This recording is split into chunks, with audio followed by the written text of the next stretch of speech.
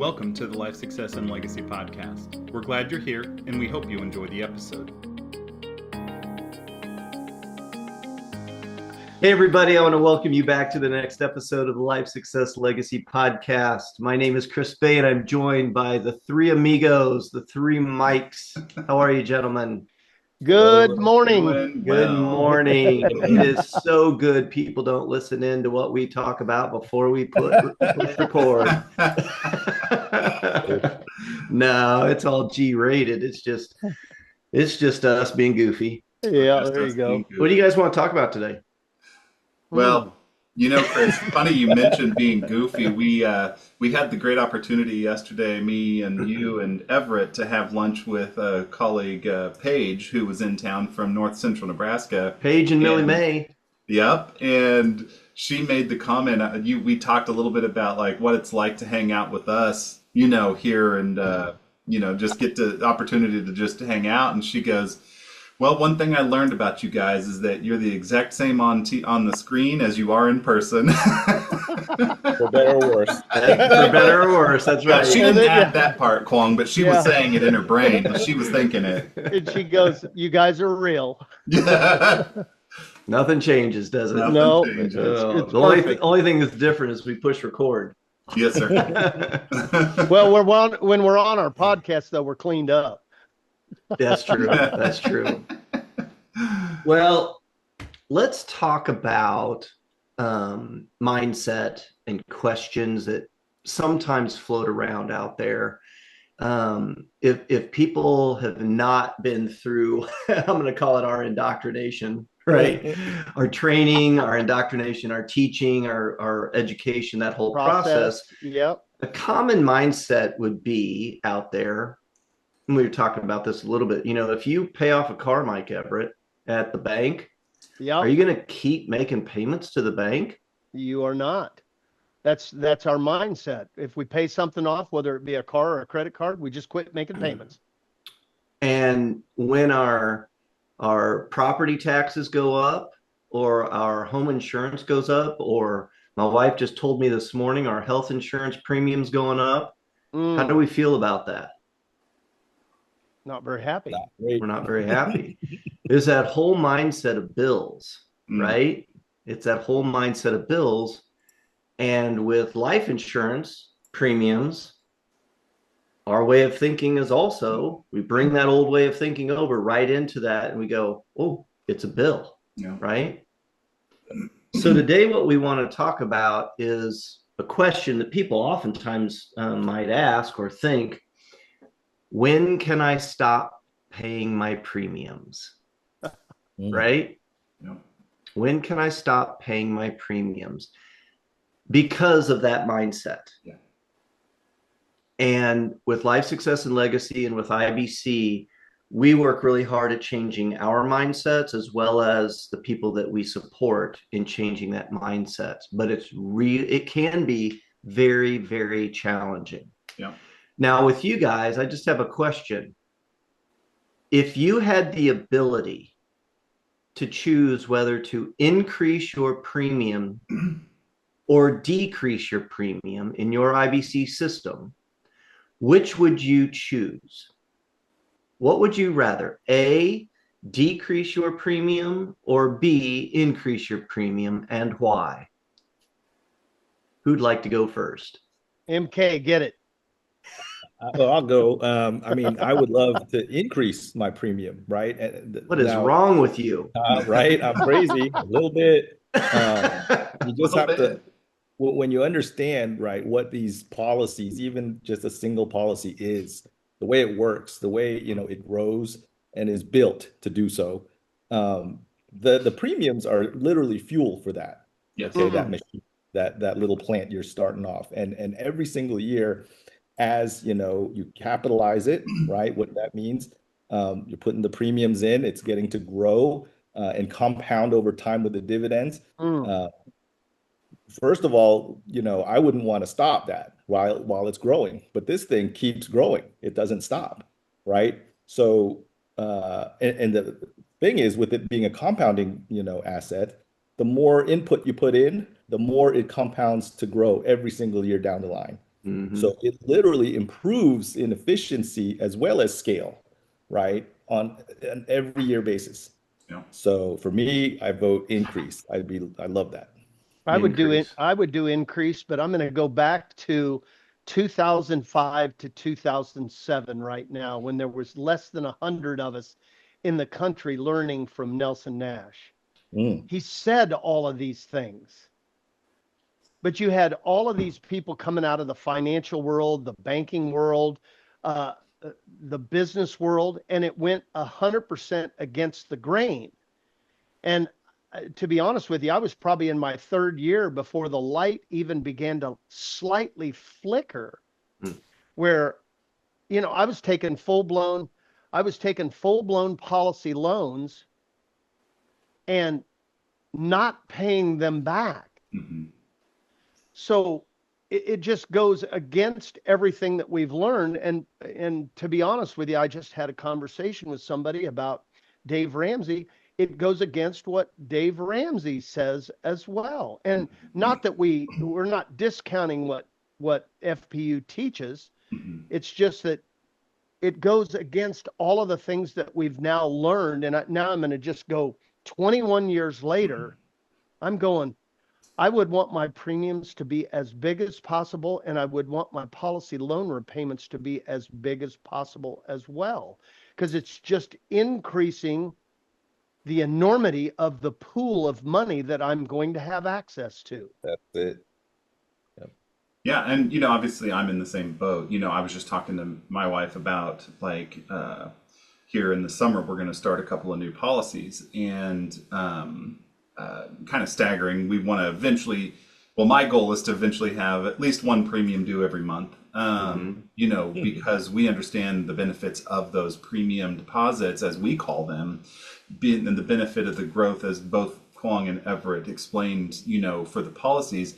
But I also think of it from the perspective of, how do I continue to move my money that I earn through work into a place that is safe and secure, but I also have the autonomy to do with as I please. Whether that be to take it and put it into something that is maybe considered, and I'll use air quotes, riskier, like some form of investment, or whether it be to, move it into a different business adventure or whatever it is. But if I run all those dollars through my banking system first, then utilize them, and this is how we teach it. I mean, we're not doing anything we haven't taught, or as Kwong says, we eat our own cooking. It is important for us not only to model that, but to prove, we've been able to prove through our experiences, our shared experiences as team and as individuals and as families, on the success that we've been able to have by utilizing this system in this way, with the addition of things like dibs, or,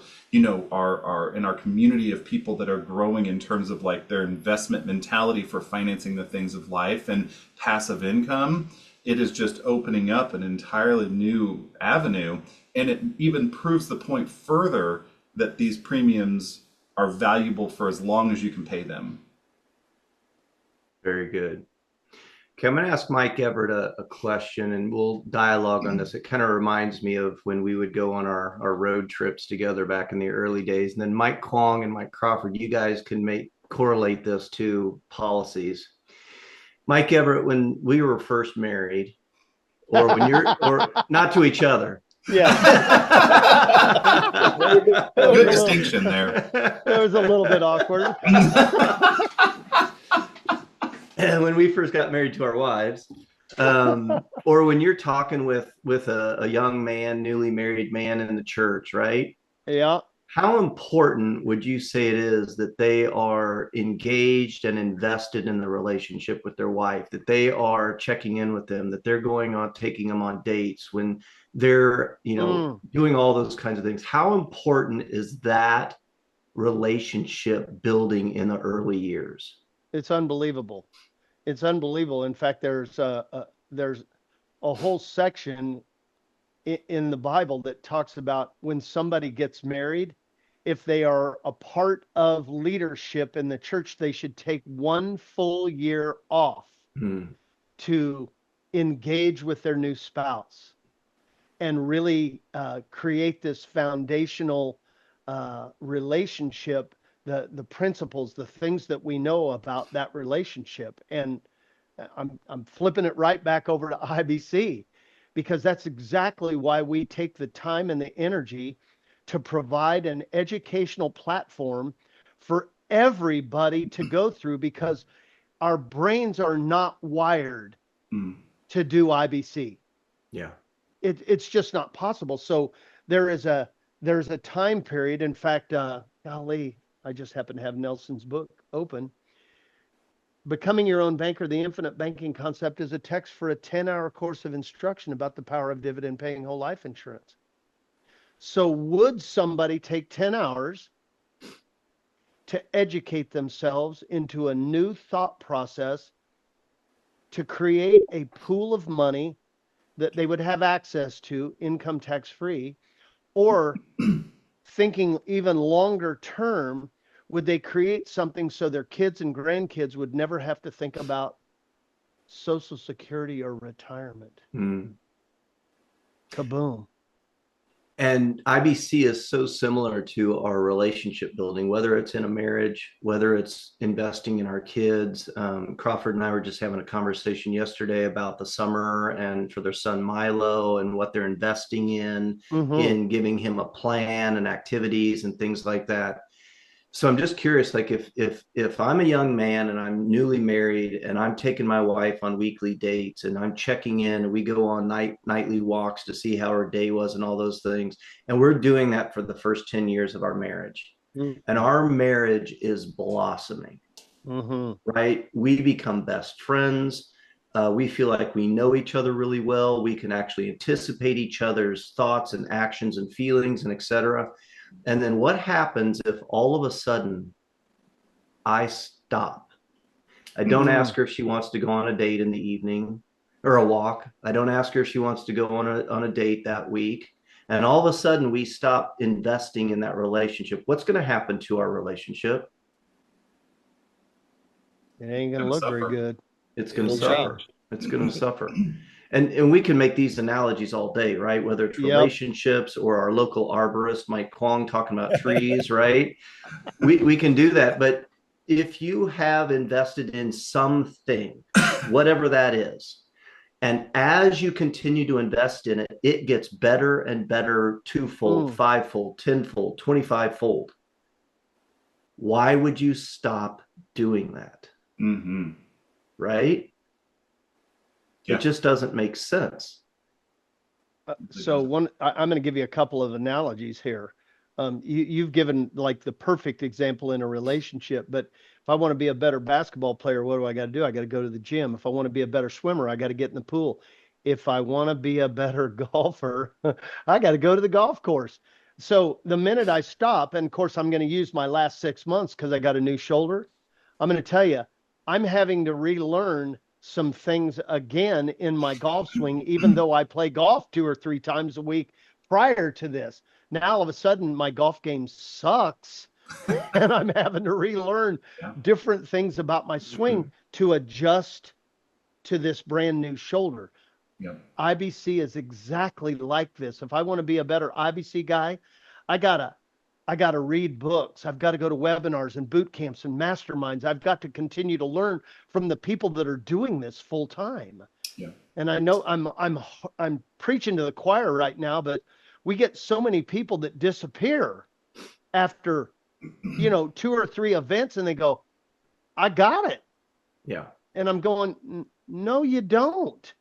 Because then all of a sudden they come back to us 2 and 3 and 4 years later and go, hey, when can I stop paying my premiums? It's the mindset. And we sometimes play around with language for teaching purposes. Oftentimes we will call, in fact, a policy loan, which is what the life insurance company would call it. We oftentimes will use the language, especially in the beginning, a loan against the policy, because it's not actually from the policy. We also will play around with using the language, making a premium deposit. It's a premium. We all know that. But to help with the mindset and with the teaching, we will call it a premium deposit. And so Mike Kwong, the way these things are geared in the beginning, I'm not getting dollar for dollar. When I put in a dollar in premium, I'm not getting access to a dollar of availability in a loan against my policy. But that's Mm. a Right. very short period of time. Yeah. Talk to people about why would you want to continue to put money in? And then for the rest of you, the follow-up question is when people come to us and say, yeah, but what about if my cash flow decreases? Mm. What if I Right. go into retirement? How am I going to pay my premium? So, okay, Mike Kwong, talk about the gearing of these things. Okay, so first off, right, a lot of people, and you mentioned it in the beginning, the first few years, maybe 3 or 4, you're losing, right? Like it's a some people even think or call it a negative return. I've seen that with some, pundits on, on YouTube talking about the negative return the first years. Well, people forget, first of all, what life insurance is, right? You pay a premium, you have a tremendous death benefit. Is that death benefit less than the premium? No, it's many, many, many times more. So there's that, first of all. What Mhm. they're focused on and is the cash value. Okay. So in the beginning, yes, if you're talking now about the cash value, not the death benefit, because that's always there from the first day of protection, right? The cash value does take time to accumulate and grow. But each year, and this is built this way, the efficiency of the policy improves. Okay, so for the same net dollars every single year from the first to the last until it's fully paid up, it's a set fixed input that you're feeding the machine with, or watering the plant or the tree with. Every single year though, the machine, the plant is growing. So after a certain point, okay, if you're looking at it on a year for year basis, you're getting more, out of that policy than you're putting in, Hmm. right? That's a great way to look at it. Some people focus on, well, how much have I put in over, the total of it? And that might be, 8, 10 years, but if you look at it on a year for year basis, it's even more interesting because you see that changing every single year. So to your other point, when can you stop, paying the premiums? Well, like I said before with a tree, right? You've got a tree in the beginning. It's a little sprout, okay? You're taking care of it. You're capitalizing that tree over those first 4 years, make sure it grows. Once it's through capitalizing, the policy bears fruit, right? From the beginning, it's paying dividends, but they're small in the beginning. But at a certain point, okay, that fruit, the tree is fruitful. It took you a gallon of water, right, every day to start that tree off. By those, fourth, fifth years, it's still a gallon, but it's bearing fruit. Jumping ahead another, 5, 10, 7 years, man, it's really bearing fruit. But guess what? It's still just a gallon of water. Mhm. Once you're at that point, even before then, does it make any sense to pull that gallon of water and say, hey, when can I stop? Mhm. Um, Mm. that's the same mentality I see it, because this is something that people just don't have a framework for it. It's an understanding, right? It's not Yeah. something you just put in and you get something. It's built to perform and improve and bear this fruit and growth. So when you see that, all of a sudden, I'm super excited to keep watering, my tree, right? Keep feeding that premium and keeping that deal going. Like, when would you want it to stop? I remember back when Mike Everett was in our living room teaching us about IBC back in 2010, 2011.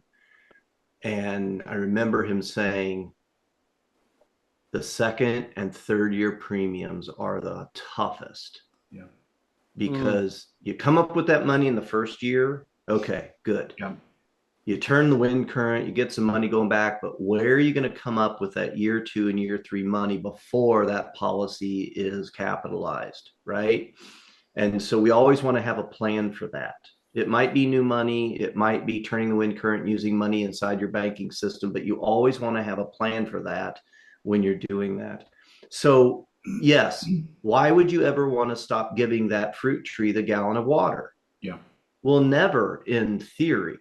Right. But what about the person who is still struggling with the mindset and they say, yeah, but what if I lose a job? What if I retire? What if my cash flow decreases? How am I going to cover that bill?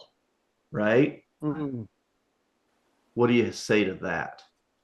Well, again, and this varies by age of the policy as far as how deep the roots have gotten in with it. But soon enough, at a certain point, The premiums, okay, like I said, they're fixed. That's a fixed amount, okay?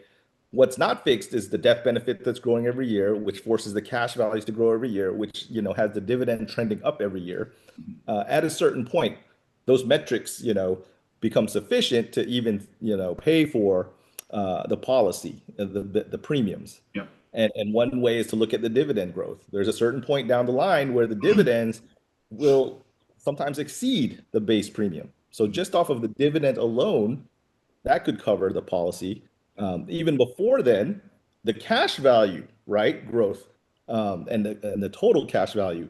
The way we write policies is if you ever run into a patch where you can't pay the base premiums, if there's sufficient cash value, the policy could literally borrow automatically from the cash values to cover you down for the base. And I'm that going comes to at a get, much, yeah, yeah, I'm going to give a little different picture. Remember, we build it with a base and a PUA. sure. And, let's use a $10,000 policy. Let's say we got 4,000 base, Yes. 6,000 PUA.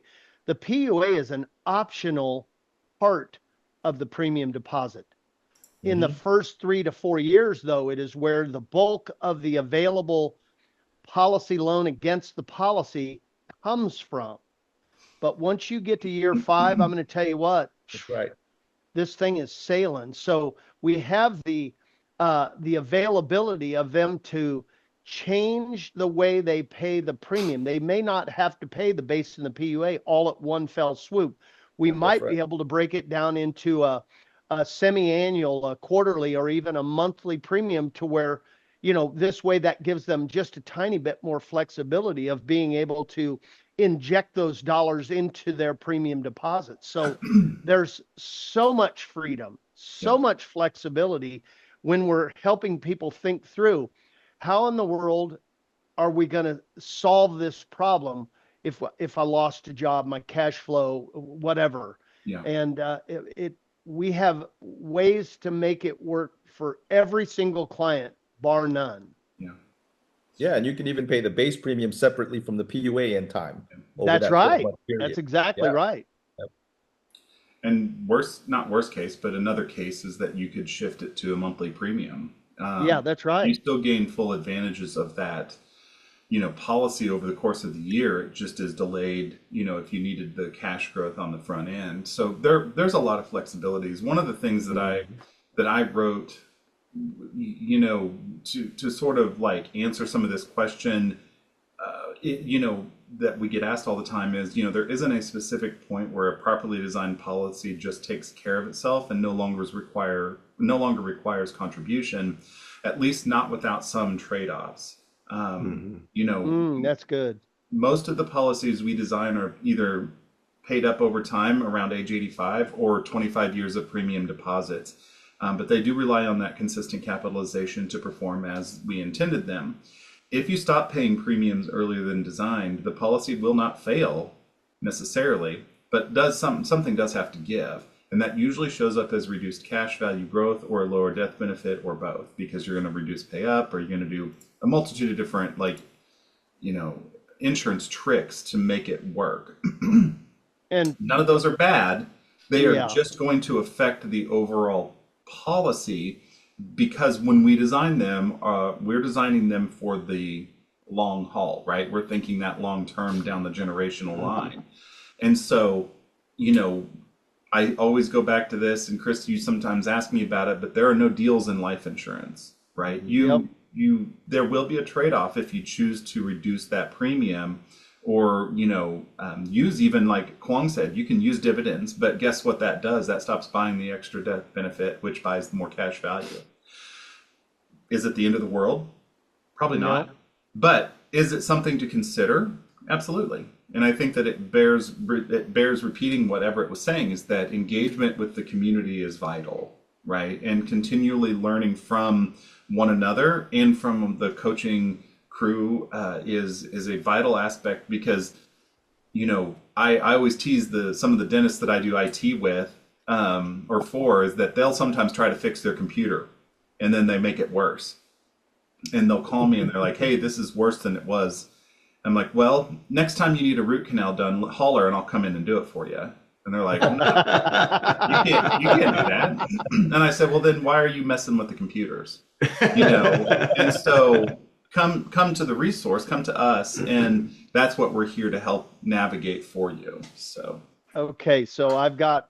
I grabbed my book before you. I'm just going to say, go ahead, Well, Mike Everett. Go ahead. I just didn't have the page open. Okay, so I'm gonna. We already said that becoming your own banker, the infinite banking concept, is the text for a 10-hour course of instruction about the power of dividend paying whole life insurance. So I'm getting back to the basics. Kwong said this early on. This is a life insurance contract. We are life insurance guys. I can't, I know, but we teach a concept called infinite banking. So if it's a contract, that means that premium, the available dollars have got to come from somewhere, whether it's out of your pocket, whether it is internally, whether it is changing the structure of how that contract works. You can't get out of not paying that base premium. It's just not possible.